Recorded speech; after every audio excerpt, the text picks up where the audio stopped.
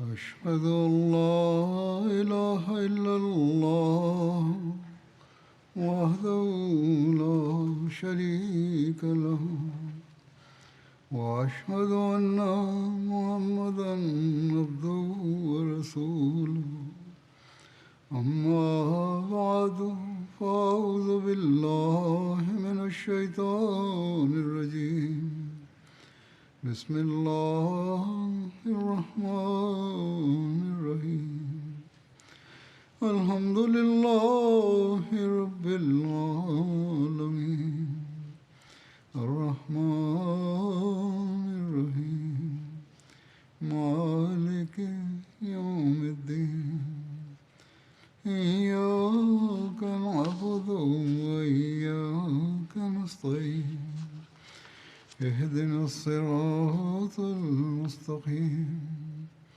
صراط الذين أنعمت عليهم غير المغضوب عليهم ولا الضالين.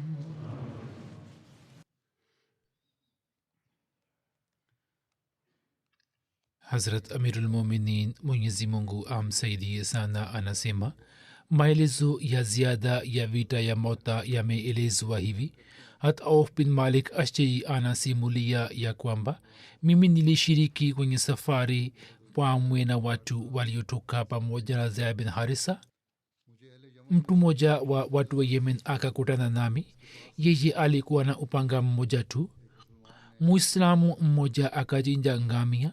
Mtu huyo akamwomba Muislamu ngozi ya ngamia. Yeye akampatia ngozi ile na mtu huyo akaitengeneza kama ngao. Kisha anasema kwamba sisi tukaondoka safarini tukapambana na jeshi la Kirumi. Kati yao mtu mmoja alikuwa amepanda farasi mwenye rangi ya kahawia na juu yake ilikuwa tandiko na silaha yenye rangi ya dhahabu.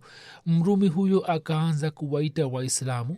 Mtu huyo Myameni akaelekea kwake kutoka nyuma ya mlima na akakata miguu ya farasi ya adui. Vita ikatokea, Mrumi akaanguka chini, Muislamu akiwa na upanga akapanda juu yake na akaamua na akachukua farasi na silaha yake. Mwenyezi Mungu alipowajalia Waislamu ushindi, Khalid bin Walid akamtumia ujumbe mtu huyo ambaye alikuwa amemua Mrumi. Akamtumia ujumbe na akamwambia kwamba mali uliopata kutoka kwa Mrumi huyo ulete hapa. Hat Auf anasimulia ya kwamba mimi nikaenda kwa Hat Khalid na nikasema kwamba je, unajua Mwenyezi Mungu ametoa hukumu gani kuhusu mali ya ghanima? Khalid bin Walid muda si mrefu alikuwa amesilimu, hivyo Hat Auf akafikiri kwamba huenda asijue kwamba Mungu ametoa hukumu gani. Yani mtu aliyemua adui mali yake itakuwa kwa ajili yake yeye. Khalid bin Walid akasema kwamba ndio mimi najua, lakini nilikuwa nimefikiri kwamba yeye amechukua zaidi kuliko haki yake.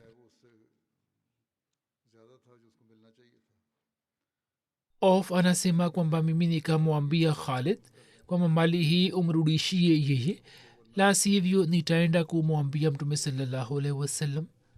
Hat Khalid akakataa kurudisha mali ile. Hat Auf alisema kwamba kisha tukahudhuria kwa Mtume sallallahu alaihi wasallam na mimi nikamweleza kisa cha mtu huyo na pia nikamweleza yale aliyofanya Hat Khalid. Mtume sallallahu alaihi wasallam akamuuliza Khalid kwamba umefanya nini? Ye akasema kwamba nilikuwa nimefikiri kuwa mali yake ni nyingi, hivyo nikachukua kiasi kutoka kwake. Mtume akasema kile ulichochukua kutoka kwake umrudishie. Hat Auf anasema nikamwambia Khalid, sasa vipi utachukua mali kutoka kwake? Mrudishie kwa kuwa Mtume ametoa hukumu. Je, sikukuambia ya kwamba umrudishie mali ile? Alipokuwa anamwambia Khalid mtume saa salam akamsikia na mtume salallahu alaihi wasallam akasema kwamba imekwaje. Anasema kwamba nikamsimulia tena kisa kizima. Hapo kabla alikuwa hakumwambia habari nzima, sasa akamweleza yote kwamba nilimwambia Khalid amrudishie mali, lakini ye hakufanya hivyo. Hapo mtume akakasirika na akamwambia kwamba Khalid usimpatie mali yote.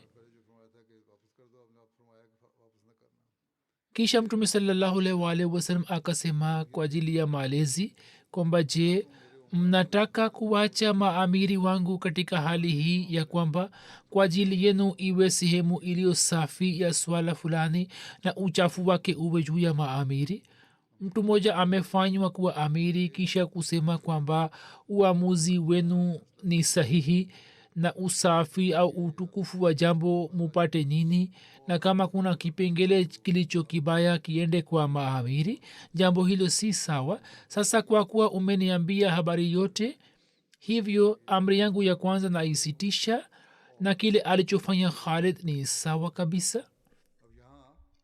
Hapo mtume saa salam alitaka kusimamisha heshima ya amiri, hivyo akasema kwamba wewe unamlaumu amiri kwamba hukufanya sawa. Hivyo mtume saa salam akasitisha hukumu yake ya kwanza na akaendeleza ile ya pili. Jabir anasimulia ya kwamba baadhi ya waislamu waliuawa shahidi katika vita ya Mota. Waislamu wakapata kiasi cha sehemu ya mali ya washirikina kama mali ya ghanima, na katika mali hiyo kulikuwa na pete moja. Mtu mmoja akaileta kwa mtume. Mimi nikamwambia ya kwamba pete ile mtume sallallahu alaihi wasallam amenipatia mimi. Hat Khuzama bin Thabit anasema ya kwamba mimi nilishiriki katika vita ya Mota. Mtu mmoja katika Warumi akaniita kupigana naye, mimi nikaamua. Ye alikuwa amevaa kofia ya chuma ambayo yakuti zilikuwa zimeshonwa ndani yake. Nia yangu ilikuwa ni kuchukua yakuti zile, nikazichukua.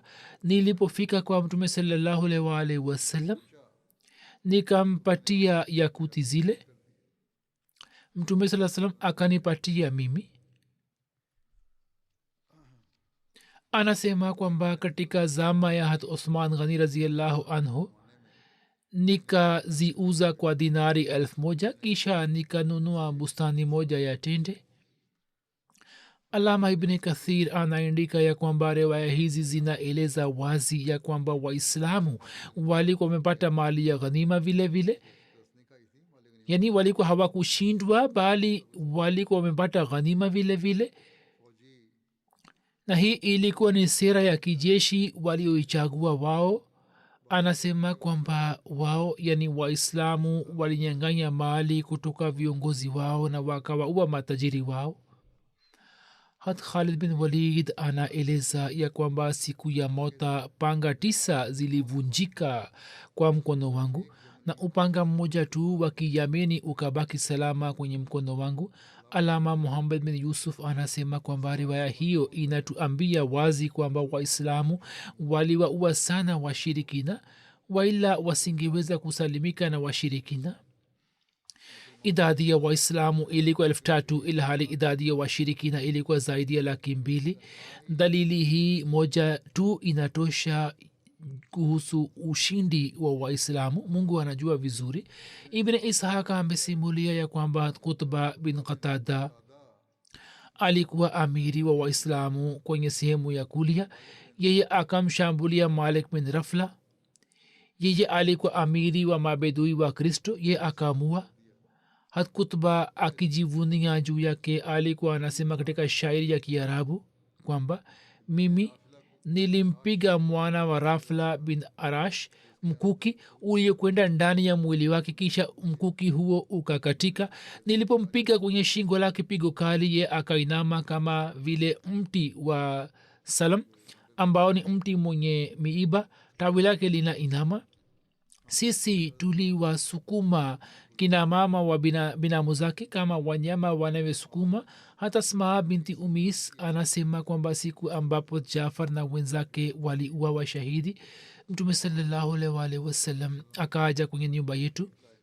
Mtume akasema nilete watoto wa Jafar. Nikawaleta kwa mtume sallallahu alaihi wasallam. Mtume sallallahu alaihi wasallam akawakumbatia na machozi yakaanza kudondoka kwenye macho yake. Nikasema mtume wa Allah sallallahu alaihi wasallam, wazazi wangu wajitolee kwako, kwa nini unalia?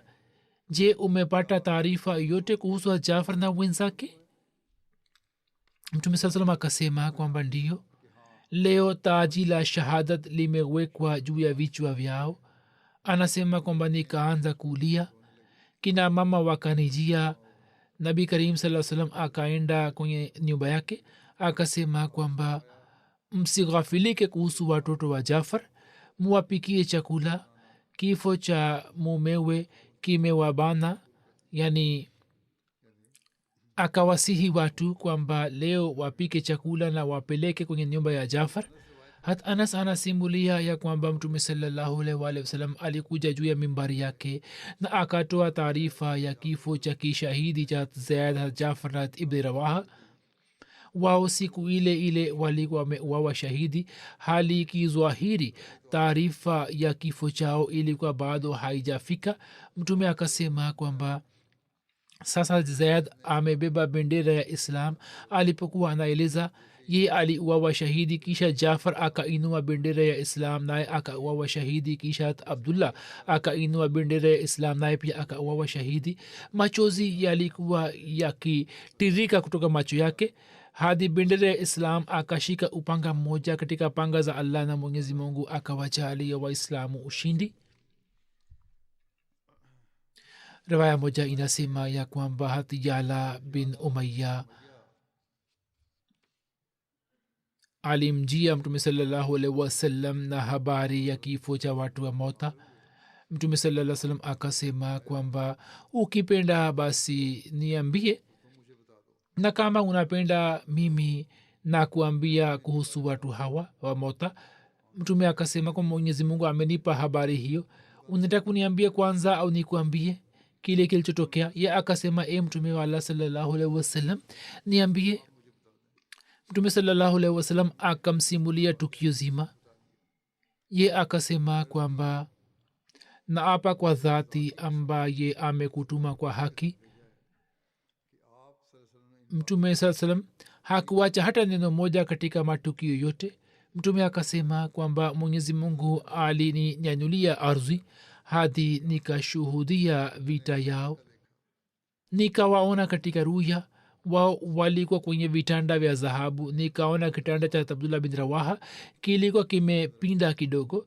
Nikauliza sababu yake, nikaambiwa kwamba hawa wawili wakaenda moja kwa moja, lakini Abdullah akasimama kidogo kisha akaenda mbele. Habari hiyo nilikuwa nimeeleza katika hutuba ya wiki jana.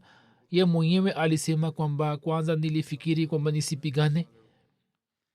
Riwaya moja inasema kwamba mtume sallallahu alaihi wasallam alisema Jafar, Zaid na ibn Rawaha waletwa mbele yangu. Wao walikuwa katika hema la lulu. Nikaona Zaid na ibn Rawaha shingo zao zilikuwa zimepinda kidogo, lakini Jafar alikuwa amenyoka. Nikaambiwa ya kwamba mauti ilipowakuta hawa wawili, wao wakageuka kidogo, lakini hata Jafar hakufanya hivyo. Mwenyezi Mungu akamjalia mabawa mawili kama mbadala wa mikono yake, na yeye kwa mabawa haya anakwenda popote apendapo peponi. Riwaya moja inasema ya kwamba hata Abdullah bin Umar akimsalimia Abdullah mwana wa Jafar alikuwa anasema assalamu alaika yabne zil janahen, yani ewe mwana wa mwenye mabawa mawili, salamu iwe juu yako. hata Musleh Maud radhiyallahu ta'ala anhu anasema akieleza baadhi ya masuala ya kwamba maswala yanayokuwa magumu baadhi ya watu wanayaelewa na wengine hawaelewi na kunakuwa na haja ya kwamba watu wanaojua wawafahamishe wengine kuhusu maswala yale hata kama hawatafakari wenyewe na ndio sababu kwamba hawaelewi au sababu yake ni nyingine kwamba moyo wao kwa sababu ya zambi fulani hauwi tayari kuvutia fadhili ya Allah. Mada hizi ngumu kikawaida zinakuwa na aina mbili: mada za kielimu zinazokuwa na falsafa latifu. Kwa mfano ni tauhidi, sehemu yake moja, kila moja anaweza kuelewa kwamba mungu ni mmoja na mungu yupo. Lakini huko mbele maelezo mengine ya ziada kwamba kwa namna gani tauhidi inaleta athari juu ya kila amali ya binadamu. Kwa ajili yake mtu anahitaji mtu au yule ambaye anajua, na kwa ajili ya kuwafahamisha wengine masuala haya atahitajika ulamaa, kwani kila mtu hawezi kuelewa mwenyewe, lakini atajua tu kwamba Qurani tukufu haiamini mungu mwingine. Mwenyezi Mungu anasema ndani ya Qurani tukufu kwamba mungu ni mmoja. Pili, matatizo haya yanazalika kuhusu maswala ambayo hayawi maswala ya kielimu, lakini yanaelezwa katika lugha ya kitashbih na kiistiara, yani kama ishara. Kuna kuwa na misemo muhimu ambayo watu hawezi kuifahamu, na ikielezwa baadhi yao wanaielewa tofauti. Anasema ya kwamba watu wa kawaida kwa sababu ya kuto kujua lugha ile wanachukulia maana ambayo inakuwa haina uhakika. Kwa mfano ametoa mfano ya kwamba katika zama ya mtume sallallahu alaihi wasallam tukio moja lilitokea ambapo katika vita ya Siria mtume sallallahu alaihi wasallam alimtuma Zaid bin Harisa akimfanya kuwa kamanda wa jeshi, na akasema kwamba Zaid akiuawa Jafar bin Abi Talib achukue ukamanda, na Jafar akiuawa Abdullah bin Rawaha achukue ukamanda. Na ikatokea kama alivyoeleza mtume sallallahu alaihi wasallam.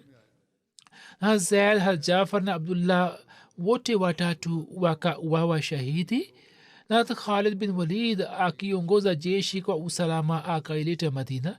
Habari hiyo ilipofika Madina, kina mama ambao waume zao walikuwa wameuawa au wazazi ambao watoto wao walikuwa wameuawa shahidi katika vita hii, kwa kadri sheria inayotoa ruhusa wakaanza kulia. Mtume sallallahu alaihi wasallam kwa ajili ya kuonyesha huzuni tu, na sio kwamba kina mama waanze kulia, alisema kwamba hakuna mwenye kulia juu ya Jafar. Yeye alikuwa jamaa yake, hivyo akaonyesha huzuni. Hata Muslimu anasema kwamba katika rai yangu mtume sallallahu alaihi wasallam hakumaanisha kwamba mtu fulani aje kulia juu ya Jafar, bali alichomaanisha ni kwamba hata ndugu yetu Jafar ameuawa katika vita hii, na kwa kuwa sisi hatukulia, nini pia mufanye subira. Mtume alikuwa na nia ya kuwafahamisha jambo hilo, kwani ndugu na jamaa wa Jafar alikuwa mtume sallallahu alaihi wasallam au alikuwa Ali, na kwa mujibu wa daraja yao hawakutarajiwa kupiga kelele. Yani mtume sasa na Ali hawakutarajiwa kulia mpaka kupiga kelele, kwani walikuwa wanajua namna ya kuonyesha huzuni. Hivyo mtume sallallahu alaihi wasallam kwa ajili ya kudhihirisha jambo hili kwamba ndugu yangu Jafar pia ameuawa shahidi lakini mimi sikulia, alisema kwamba hakuna mwenye kulia juu ya Jafar. Maanswar waliposikia habari hiyo, kwa kuwa walikuwa na shauku ya kutimiza kila jambo la mtume, hivyo walienda katika nyumba zao na wakaanza kuwaambia kina mama kwamba muache kulia hapa na muende katika nyumba ya Jafar na mulie. Hivyo kina mama wote walipojumuika kwenye nyumba ya Jafar na wakaanza kupiga kelele, mtume sasa akasikia sauti yao na akasema kwamba imekwaje? Ansar wakasema kwamba ya Rasulullah, kama ulivyokuwa umesema kwamba hakuna mwenye kulia juu ya Jafar, hivyo sisi tumepeleka kina mama zetu katika nyumba ya Jafar na wao wanalia. Mtume akasema kwamba mimi sikumaanisha hiyo, nendeni mkawakataze. Maana yangu ilikuwa ndio hii kwamba sisi hatukulia, nini pia mufanye subira. Hivyo mtu mmoja akaenda na akawakataza. Kina mama wakasema kwamba wewe kwa nini unatukataza? Mtume sallallahu alaihi wasallam leo ameonyesha huzuni na amesema kwamba hakuna mwenye kulia juu ya Jafar na wewe unatukataza. Kwa kusikia jibu hilo, mtu huyo akaja kwa mtume sallallahu alaihi wasallam tena, kwani baadhi ya watu wanakuwa na shauku ya kufikisha kila jambo dogo kwa wengine. Hata Muslimu anasema kwamba kina mama walipomwambia mtu huyo akaja kumwambia mtume kwamba wao hawakubali jambo langu, mtume akasema kwamba utupe vumbi juu ya vichwa vyao. Ni msemo fulani, maana yake ilikuwa ni kwamba muwaache tu, watalia kisha watanyamaza wenyewe. Lakini mtu huyo akachukua vumbi kwenye shuka lake na akaenda kutimiza jambo lake kizwahiri na akatupa juu ya vichwa vyao. Wao wakasema kwamba wewe ni mjinga, unafanya nini? Akasema kwamba mtume amesema kwamba tupa vumbi, hivi nitatupa vumbi juu ya vichwa vyenu. Lugha hii ni ya kitamthilia, yani kiishara, lakini mtu huyo akajaribu au akaanza kutimiza kwa matendo. Hata Aisha alipojua habari hiyo akamkaribia na akasema kwamba wewe hukuelewa maana ya mtume. Matakwa ya mtume yalikuwa ndiyo haya kwamba muache tu, watanyamaza wenyewe. Hakumaanisha kwamba uanze kutupa vumbi juu yao. Sasa maongezi haya ya mtume yalikuwa ya kiistiara, lakini mtu huyo akaanza kutimiza kizwahiri. Saa nyingine watu hawajaribu kuelewa ishara. Angalieni hapo, mwanamume huyu hakuelewa, lakini kisha Aisha akamfahamisha.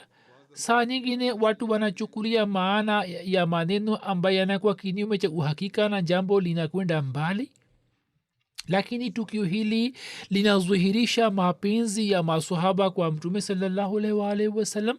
hata Muslim Maud radhiyallahu ta'ala anhu ameeleza katika sehemu nyingine, akieleza akisimulia tukio hili ya kwamba masahaba walipowapeleka kina mama wao katika nyumba ya Jafar ili walie huko, tukio hili linadhihirisha mapenzi ya mtume yaliyokuwa mioyoni mwa masahaba. Mapenzi haya hayakuwapa nafasi ya kufikiri kwamba mtume anataka nini kutoka kwao, bali mara moja wakaenda kuwaambia kina mama zao kwamba kwa kuacha ghamu yenu mwende mkashiriki kwenye ghamu ya mtume sallallahu alaihi wasallam. Kutoka hilo mnaweza kuelewa mapenzi waliokuwa nayo ya mtume sallallahu alaihi wasallam, kwamba kwa kusikia maneno hayo kwamba sisikii sauti ya mtu kulia kutoka nyumba ya Jafar, wanawaza na wanafikiri kwamba wao wamekosea kulia juu ya jamaa zao, na ghamu halisi ni ile ambayo imemfikia mtume sallallahu alaihi wasallam. Muslim anasema kwamba kizwahiri ni tukio dogo, lakini kwa ajili ya kuonesha na kudhihirisha hisia, tukio kama hilo linapatikana nadra sana. Hawa ndio watu ambao huduma zao zilikuwa mbele ya Muhammad sallallahu alaihi wasallam. Kujitolea kwao muda wote kuliko kukitokea mbele ya macho ya mtume sallallahu alaihi wasallam, na watu hawa walikuwa wakimpenda mtume sallallahu alaihi wasallam, upendo ambao mfano wake hauwezi kupatikana katika uhusiano wote wa kidunia. Hiyo tukiangalia kwa msingi wa dunia au kwa msingi wa hisia, Muhammad sallallahu alaihi wasallam angetakiwa kujali hisia za watu hawa zaidi kuliko sisi, na kuhusu sisi upendo wake ungetakiwa kuwa mdogo. Ni sisi ambao tumekuja katika zama hizi. Maswahaba walikuwa wanaonesha mapenzi kwake na walikuwa pamoja naye, lakini anasema kwamba ghera na upendo wa Muhammad sallallahu alaihi wasallam, kwa kadri upendo wa kibinadamu unaweza kuwa nje ya mipaka, hakupenda kwamba hima ya watu wa zama hizi ayache ipungue. Yani sisi ambao ni watu wa zama hizi, mtume sallallahu alaihi wasallam hakupenda kwamba hima yetu ipungue, bali mtume sallallahu alaihi wasallam na upendo wake hakupenda kwamba yeye aache hima ya umati wa katikati ipungue. Hivyo kwa majlis moja akizungumzia watu wa baadaye, alieleza habari zao katika maneno haya kwamba ndugu zangu ambao wanakuja baada yangu watakuwa na sifa hizi na zile. Maswahaba kwa kusikia hiyo wakatamani kujua, na wakasema kwamba wao ni ndugu zako na sisi si ndugu zako, tunaishi pamoja nawe na hukusema kwamba sisi ni ndugu zako na unawaambia wale watakaokuja baadaye kwamba ni ndugu zako. Mtume akasema, nini ni maswahaba na wao ni ndugu zangu? Nini ni maswahaba na wao ni ndugu zangu? Je, hamkupata neema hiyo kwamba nini mnaniona na mukiwa pamoja nami mnaitumikia dini? hii ni neema kubwa ambayo nini mmejaaliwa na watu ambao hawataniona wataka kuja baadaye na watakuja baada yangu niache nitamke neno fulani kuhusu wao nitumie neno gani kuhusu wao ili wao pia wapate moyo na azma yao iweze kuzidi na kuongezeka hivyo mtume sasa akainua na akapandisha azma ya watu hawa hivyo angalieni namna mtume alivyoongeza azma yenu aliposema kwamba sijui kwamba sehemu ya kwanza ya umati wangu ni bora au sehemu ya mwisho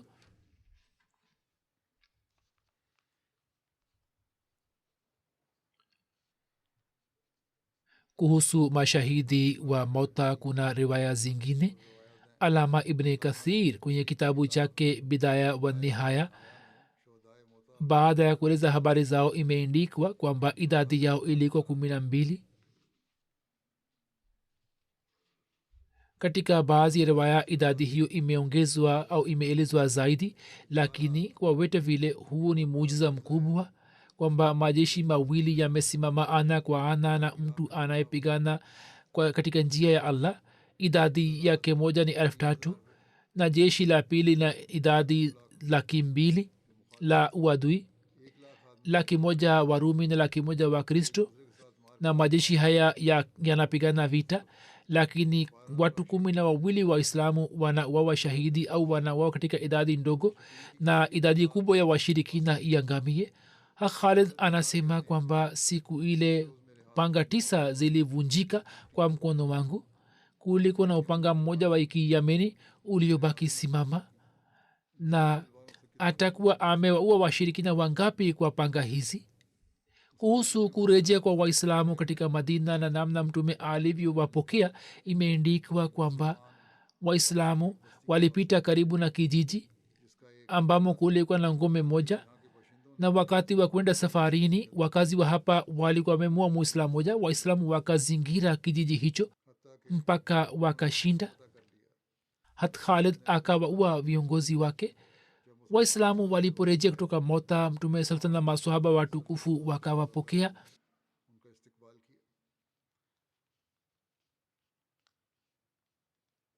waislamu waliporejea walikwepo baadhi ya watu waliopata hasira kwamba kwa nini wamerejea kwa nini hawakuwawa katika njia ya allah na hakutokea ushindi hivyo baadhi ya watu wakaanza kutupa vumbi juu ya jeshi na wakaanza kusema kwamba ni wenye kukimbia njia ya mungu yani wakawalaumu hapo mtume akasema kwamba watu hawa si wenye kukimbia bali ni kurar yani ni wenye kuwashambulia maadui tena abdullah bin umar anasimulia kwamba waislamu waliporejea kutoka mota mi pia nikarejea riwaya nyingine anasema kwamba tulikuwa na hisia za majuto kwamba sisi tumekimbia medani ya vita hii ilikuwa fikira yetu hali maadui walikuwa wametawanika na waislamu hawakwenda nyuma yao bali wakarejea na hii ilikuwa ni sira yao lakini wengine wakasema kwamba hii ni njia ya kukimbia anasema tulikuwa na hisia za majuto kwamba labda sisi tumekimbia medani anasema kwamba tukasema moyoni kwamba tukienda madina tutauawa hivyo tukaingia madina tukajificha yani baadhi yao walikuwa na hisia za majuto wakaingia usiku na wakajificha na tukasema kwamba lau kama tuhuzuri kwa mtume na tumwombe razi na toba yetu ikikubaliwa sawa la sivyo tutaenda tena kwa ajili ya vita hivyo tukahudhuria kwa mtume kabla ya sala ya alfajiri mtume akasema kwamba ni nani tukasema kwamba wenye kukimbia njia ya mungu tukasema wenyewe kwamba sisi ni wale ambao tumekimbia medani ya vita mtume akasema hapana nini ni wenye kuwashambulia maadui au akasema kwamba mimi ni kundi la kila muislamu hapo tukabusu mikono yake na mtume akatuhurumia sana kisha kuna habari ya vita nyingine ni sariyat amr bin as ilitokea jamadio thani mwaka wa 8 hijria na pia inasemwa ya kwamba saria hii ilitokea mwaka wa 7 hijria. Tukimwacha ibn ishaq wote wengine wanaafiki kwamba saria hii ilitokea baada ya vita ya mota, na vita ya mota ilikuwa imetokea jamadul ula mwaka wa 8 hijria. Sababu yake ikawa hivi kwamba mtume alipokea taarifa kwamba kundi moja la banu quza wamejumuika ili kuvamia madina. banu quza lilikuwa kabila la katani na walikuwa wakiishi katika mbele ya wadiul qura. kuhusu hiyo imeelezwa zaidi kwamba mtume sallallahu alaihi wasallam kwa ajili ya kupambana nao akamtuma hat amr bin as.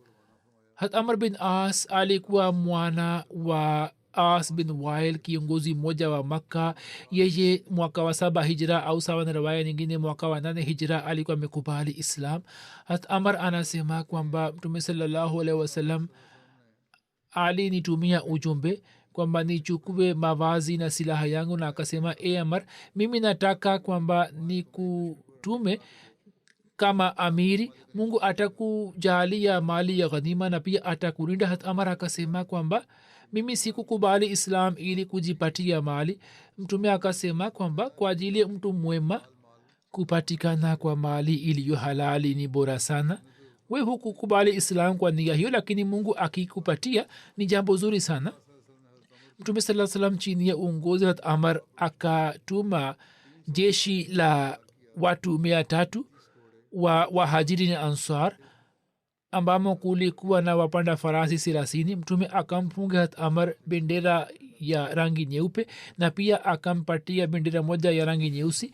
mtume akamsihi hat amar kwamba njiani mtu akipita karibu yake kutoka banu bali azri balkan afanye juhudi ya kuwaunganisha pamoja naye. hat amar alikuwa mahiri katika mambo ya vita na alikuwa anajua namna ya kupigana. mtume sasa kwa sababu ya umahiri wake alikuwa amemfanya kuwa amiri. hat amar sababu yake moja ya kupeleka kwenye saria hii ilikuwa ndiyo hii kwamba kwa kuwa bibi yake alitokana na kabila bali, hivyo yeye angeweza kujenga uhusiano mzuri na banu bali, yani angeweza kuwa njia moja iliyo bora. jeshi la kiislamu liliondoka na walikuwa wanasafiri usiku na wakati wa mchana walikuwa wakijificha hadi wakafika karibu na chemchem moja ya salasal kwenye maeneo ya kabila jazam. kwa munasaba wa chemchem hiyo, saria hiyo inaitwa saria zate salasal. kuna habari nyingine kwamba namna walivyoagiza misaada ya ziada kutoka madina. wakifika karibu na chemchem wakapata kujua kwamba jeshi la adui ni kubwa sana. hat amar akampeleka rafi bin muqis kwa mtume saa salam ili kuomba msaada wa ziada. mtume saa salam akatayarisha bendera kwa ajili ya abu ubaida bin jarrah na pamwe na wahajiri 200 na ansar akampeleka akamtuma. hata abubakar na umar pia walikuwepo kwenye jeshi hili.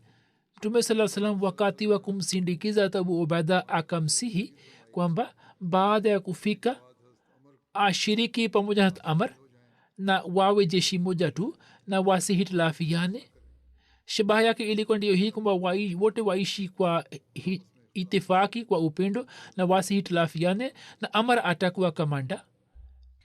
katika maelezo yake imeandikwa ya kwamba safari moja waislamu walikusanya mbao ili kuchoma moto ili waweze kujisalimisha na baridi. hat amar akawakataza. riwaya moja inasema kwamba hat amar alipowakataza kufanya hivyo, hat umar akakasirika na akataka kwenda kwake, lakini abubakar akamzuia na akamwambia kwamba mtume sallallahu alaihi wasallam amemfanya kuwa amiri kwa sababu ya umahiri wake wa kivita. hat amar aliporejea na akamwambia mtume habari hii kwamba mimi sikupenda waislamu wachome moto ili maadui kwa kuona idadi yetu ndogo wasije wakaagiza misaada ya ziada na wasije wakatushambulia. hapo mtume akamsifu katika maelezo imeandikwa kwamba waislamu wakaondoka kutoka huko hadi wakifika kwenye eneo la maadui wakawaangamiza na wakapata ushindi juu yao. Waislamu walipofika mahala ambapo walikuwa wamepata taarifa ya kukusanya kwa maadui wakakimbia na wakatawanika. Waislamu wakaenda nyuma yao na wakapigana na kundi moja la maadui na wao wakawashambulia na wakapata ushindi juu yao na wengine wakakimbia. Waislamu wakabaki kwa siku kadhaa na wakisikia habari ya kundi fulani walikuwa wakituma wapanda farasi ili kupigana nao. Wao walikuwa wanapigana nao na walikuwa wanarejea na mbuzi na ngamia zao. Waislamu wakarejea Madina. Hat Amr akampeleka Auf bin Malik Achi kwenda mbele ili aweze kumpatia mtume taarifa ya kurejea kwao na kuhusu hali za vita. Kisha kuna saria nyingine hat Abu Ubaida bin Jarrah. Saria hii ilitokea mwaka wa 8 hijria.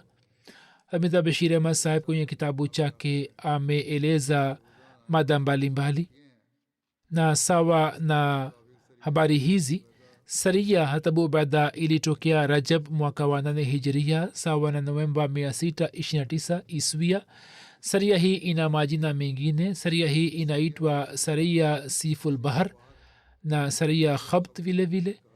Maana ya Siful Bahar ni ufukwe wa bahari, na katika saria hii kwa kuwa masahaba walienda kupiga kambi kwenye ufukwe wa bahari nyekundu, hiyo inaitwa Saria Siful Bahar. Na pia Saria Khabt yani jeshi lenye kula majani, kwani katika saria hii masahaba walazimika kula majani ya miti. Muda fulani uliko umewatokea. Amiri wa saria alikuwa Abu Ubaida bin Jarrah. Mtume saa salam alimtuma pamoja na wahajiri 300 na answar kwenda kwa tawi moja la Banu Juhana. Katika jeshi hili alikuwepo Umar vile vile. Banu Juhana walikuwa wakiishi katika eneo la Kabilia. Kabilia lilikuwa eneo likiwa na umbali wa mausiku 5 kutoka Madina, karibu na ufukwe wa bahari. Shabaha ya saria hii inayoelezwa ni ya kwamba msafara moja wa Quraish wa Makka ulikuwa unarejea Makka kutoka Syria, na kulikuwa na wasiwasi kwamba lisije likashambuliwa na kabila moja la Juhana. Zama hii ilikuwa ni zama ya suluhu Hudabia. Kwa kuwa Juhana lilikuwa na uhusiano na mtume, hivyo mtume akitumia busara akapeleka kikundi kimoja kama kuchukua tahadhari ili misafara ya Kikureshi isipate shida inayorejea kutoka Syria na Makuresh wasipate nafasi ya kuvunja mkataba. Kwa ajili ya uhifadhi wao mtume alikuwa amepeleka kundi hicho ili kabila hili la Juhana lisiwashambulie Makureshi. Kwa kuwa suluhu ya Hudabia ilikuwa imekwisha tokea na mtume alikuwa na wajibu wa kulinda hawa, ndiyo maana akapeleka kikundi hicho cha watu 300 ili wao wahifadhi, walinde na Makureshi wapite kwa amani. Hiyo inazuhirisha kwamba masahaba hawa hawakwenda kupigana na mtu yote, na ndiyo maana katika muda huo haipatikani habari yote ya vita. Namna saria hii ilivyotokea na masurufu ilivyokwisha, kuna maelezo yake yameelezwa hivi. Jabir anaeleza kwamba mtume sasa alitutuma, tulikuwa watu 300. Amiri wetu alikuwa Abu Ubaida bin Jarrah. Tulitoka na tulikuwa njiani, ndipo masurufu yakakwisha.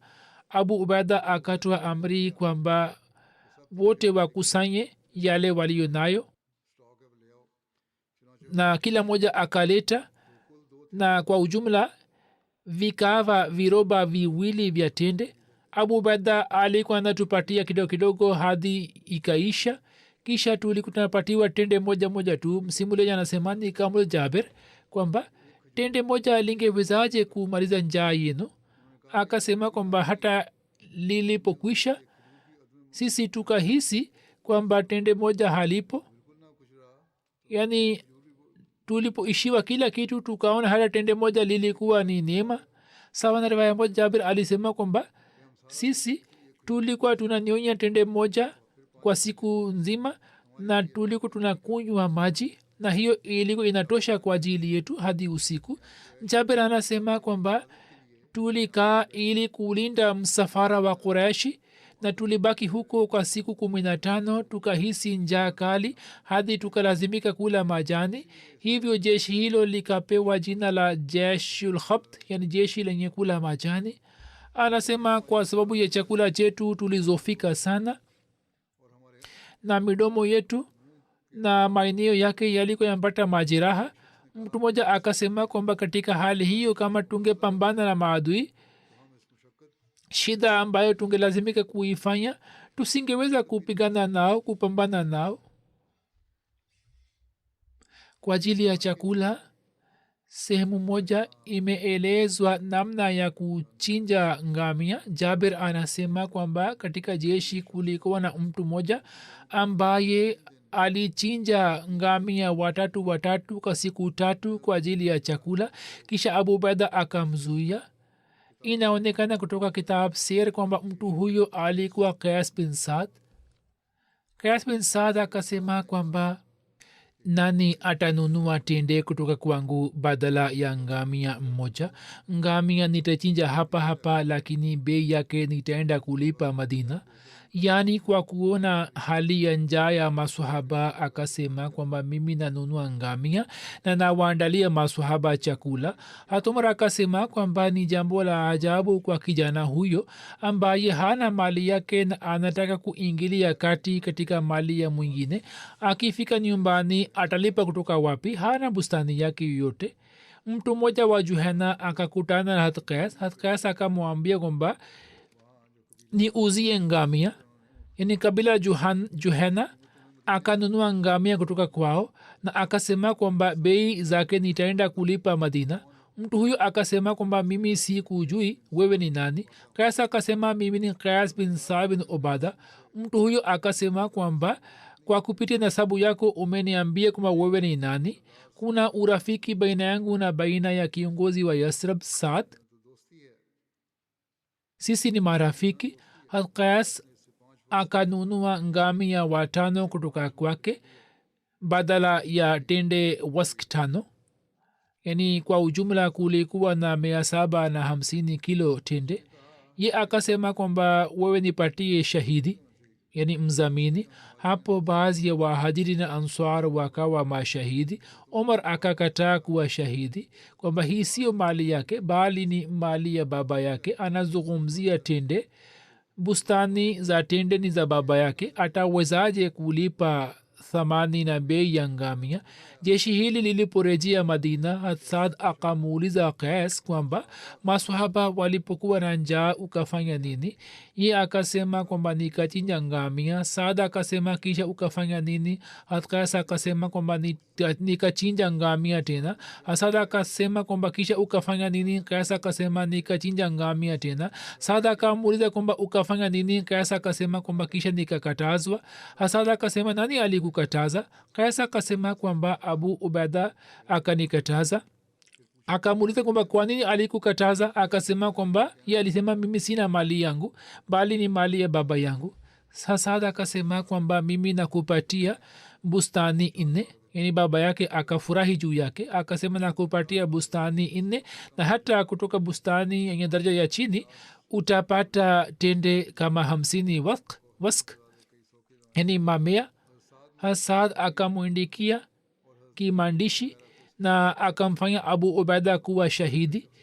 Mtu wa Juhena alikuwa amekuja Madina pamoja na Qais. Saad akampatia tende, akampatia kipando na akamvisha mawazi mazuri. Jabir anasema kwamba habari hiyo ilipofika kwa mtume akasema kwamba ukarimu ni sifa ya familia hiyo. Sayyid Zainul Abidin Waliullah Shah Saheb akieleza kuhusu tukio hili anasema kwamba maswahaba watukufu katika hali hii ya njaa, namna walivyoonyesha subira na kutokuelekea kwao katika kijiji chochote ni dalili kwamba safari hii haikuhusika na vita yoyote na wao walikuwa watu watukufu ambao walikuwa hawaoni zulma yote kuwa halali na mwenyezi mungu pia aliwaandalia chakula ili kumaliza njaa yao. Kuhusu hiyo imeendikwa. Jaber anaeleza zaidi. Yeye ameeleza kwamba bahari ilitupa samaki kubwa kwa ajili yetu ambaye anaitwa ambar. Ambar ni samaki mkubwa mno kama whale. Alama Azhari anasema kwamba ambar ni samaki mkubwa wa bahari. Urefu wake unafikia kama mita 50 au zaidi. Jaber anasema kwamba tuliendelea kula nyama yake kwa siku 15 au sawa na riwaya nyingine siku 18 au mwezi mmoja, na pia tulikuwa tunapaka mafuta juu ya mwili wetu hadi tukapata uimara, yani udhaifu tuliopata kwa sababu njaa ukatuondoka. Jaber anasema kwamba macho yake yalikuwa makubwa sana. Tulitoa mafuta kutoka macho yake na pia tukakata nyama yake na tukaenda kuuza kwenye masoko nyama yake. Kuhusu kukaa kwenye macho ya samaki kuna riwaya mbili. Jaber anasema kwamba sisi watu 6 tulikaa kwenye jicho lake, na sawa na riwaya moja watu 30 walikaa kwenye jicho lake. Abu Ubaida ameeleza kuhusu ubavu wake au mbavu 2. Ye akachukua na akasimamisha, na mtu mrefu Qais akakalishwa juu ya ngamia mrefu, na yeye akapita katikati ya mbavu na hakugusa mbavu zake. Kuhusu kurejea kwao Madina imeelezwa. Jaber anasema tulipofika Madina tukamwambia Mtume sallam habari ya samaki. Mtume akasema kwamba riziki ambayo Mwenyezi Mungu awe ametoa kwa ajili yenu nini mule, na kama mnayo chochote basi munilishe vile vile. Mmoja wao akampatia Mtume na Mtume akala. Habari hizi zimekwisha hapa. Nilikuwa nimefanya juhudi kwamba nimalize haraka ili niweze kuanza mada zingine, lakini kwa sababu ya kumbukumbu za mashahidi na jina zao bado kuna sehemu yake inayobaki. Kuhusu ushindi wa Maka pia nitaeleza. Habari hizi zinaendelea, lakini leo ningependa kusema Ijumaa iliyopita nilikuwa nimeeleza kwamba hali ya kivita inayoendelea kati ya Pakistan na India, kuhusu hiyo mufanye dua kwamba wafanye suluhu na mazingira ya amani yapatikane, kwani katika vita siku hizi silaha zinazotumika, wananchi wanauawa na wanaendelea kuuawa, hali inaendelea kutokea. Hivi mufanye dua kwamba makundi yote mawili yarizie juu ya kufanya suluhu na yasalimike kutoka madhara makubwa. Kuhusiana na hilo jambo moja mulikumbuke kwamba siku hizi kwa kutumia mtandao wa kijamii au internet au kuna mbinu zingine vyombo vya habari, watu wanatumia njia mbalimbali. Kila mmoja anatoa rai yake kwa uhuru na anasema yale anayotaka kusema ambayo yanaleta madhara zaidi kuliko faida. Wao wanaonyesha hisia zao kwamba sisi tunataka nini. Wahamadia wanatakiwa kuepukana nayo, kwani jambo hilo faida lake ni dogo na hasara ni kubwa. Kama wanatamani kutuma ujumbe au kusambaza ujumbe, basi wasambaze ujumbe wa amani na usalama. Almasihi Maud pia katika sehemu ya mwisho ya maisha alikuwa ameandika Pegame Sula kitabu chake, na alikuwa ametoa ujumbe kwamba ambao ulikuwa ni ujumbe wa amani na suluhu. Hivyo kila Ahmadia anatakiwa kukumbuka na kwa ajili yake afanye juhudi. Mwenyezi Mungu awasalimishe wote wasio na hatia. Nguvu kubwa inaonekana kwamba zina mwaga mafuta juu yake, zinatamani kwamba watu hawa wapigane, wazofike zaidi na silaha zao pia zinunuliwe. mwenyezi mungu awasalimishe kutoka shari yao. pia mufanye dua kwa ajili ya watu wa palestina, mwenyezi mungu awarahisishie waweze kuishi katika nchi yao kwa amani. kizwahiri inaonekana kwamba hakuna uwezekano wake. juhudi ndiyo hii kwamba wafukuzwe kutoka hapa, na nguvu zote kubwa zinaendelea kuchangia ndani yake. mwenyezi mungu azijalie nchi za kiislamu akili, wawe kitu kimoja. wakiwa kitu kimoja wanaweza kutatua maswala mengi. vita kuu ikitokea, baadhi ya watu wanafikiri na fikira yao si sahihi kwamba nchi zao zitasalimika. hapana, vita hii italeta madhara kwa wote. hivyo kila mmoja anatakiwa kufikiri. mwenyezi mungu awasalimishe wote, na utatuzi kama daima ninavyosema kwamba ni moja tu, kwamba wainame kwa allah, na ndiyo njia ya kipekee inayoweza kuwasalimisha. hakuna njia nyingine.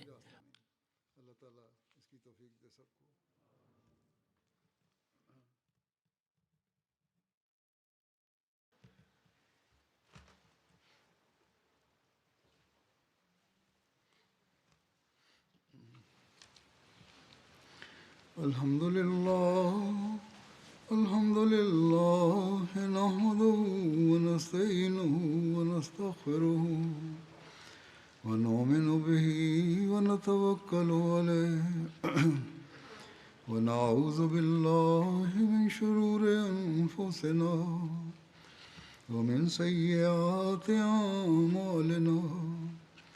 man yahdihillahu fala mudilla lahu ومن يضلل فلا هادي له ونشهد أن لا إله إلا الله ونشهد أن محمدا عبده ورسوله. عباد الله رحمكم الله إن الله يأمر بالعدل والإحسان وإيتاء ذي القربى وينهى عن الفحشاء والمنكر والبغي يعظكم لعلكم تذكرون. اذكروا الله يذكركم وادعوه يستجب لكم ولذكر الله أكبر.